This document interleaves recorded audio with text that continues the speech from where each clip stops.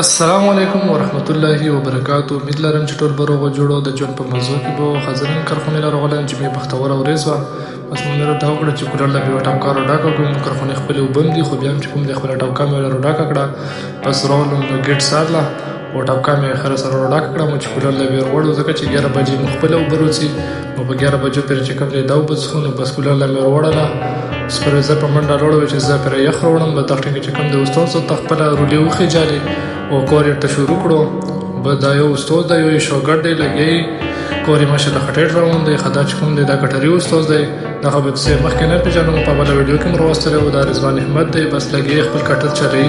نو بس دا چې کوم دی ساجد دی او صحت دی، نو لګیا و شیټن سپینالو. بس زم چې کوم دی که نه بس کور هم شروع کړو او پیکینګ هم روان و. نو بس ګرمي هم لږه زیاته وه خو بس کور هم شروع کړی و ځکه چې کور ډېر ضروري دی.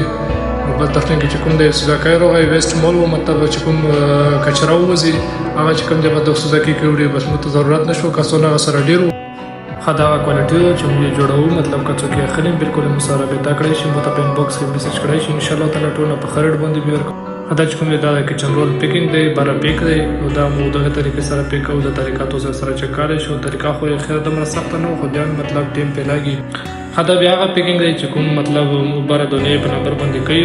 بیا چې کوم دی شاپر وغیره شو خیر تکلیف خو یې ډېر دی او کټن هم بیا ښه ریټ ښه دی. بس موږ ته ګزاره کړي، موږ ورسره عادت یو او نوي کسانو ته مطلب ګزاره نه کړو. نوي کسانو دا نه شي کړی ځکه چې دا کار ډېر سخت دی. ټیم څه غواړي چې دا کار زده کوي.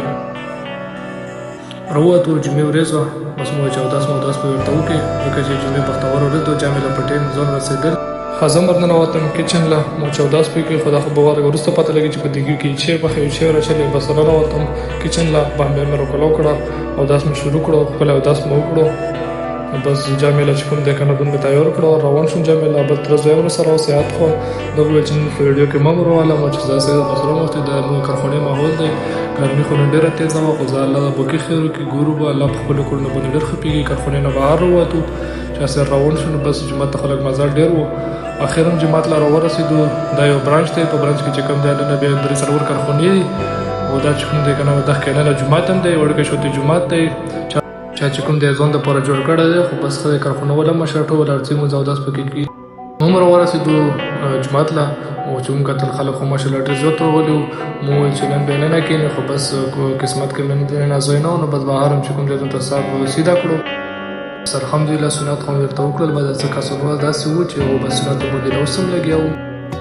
جامه ودرېده، یو وړوکی شانتې کلیپ مې ترې وواستو. بس نور چې کوم دی که نه بیا زه هم په لمانځه باندې ودرېدم.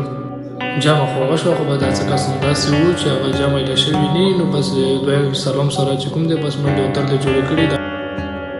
جامه خو هم کړه الحمدلله. د الله حکم چې کوم دی په خپل ټیم باندې ادا کړو. واپس راغلو خپلې کارخونې ښه مو چې کوم دی ټیکه هغه چې کوم دی جمعې جامې نه پاسې بس تر څو چې کوم دی که نه پتیله روانه کړې وه او مو دا پتیله په آخري کې دغه پتیلې خو به ډېرې کسانو انتظار کړی چې په دا پتیله کې به نیم چای و چای مخ کړی به. دا خو نن تاسو وګورئ نو یک ماشاءالله چرګوړی راوړی و چې نن چرګوړی وخورو جمعې ورځ ده.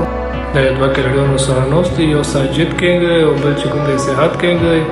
په دغه ټیم کې چې کوم دی بجلي هم راته لاړه. نو بس ګرمي راباندې نور هم زیاته شوه. ماشاءالله خیر وکړي د چرګوړی به څرنګې خورو خو بس ساجد کینګ او صحت کینګ ویلو چې ماړه ته بېغمه اوسه. بس اول کې که تاسې ښه کړو چرګوړی ښه ډېر و. اخري کې چې بیا وکتو نو بس پتیله کې شی نو بس ساجد او صحت چې کوم دی طبیعي کړی وه. که دا ویډیو خوښه شوي نو ویډیو له لایک ورکړو. موضوع سره خو مخو فالو کړو. ملویږو په بل ویډیو کې. د لوی الله په امان.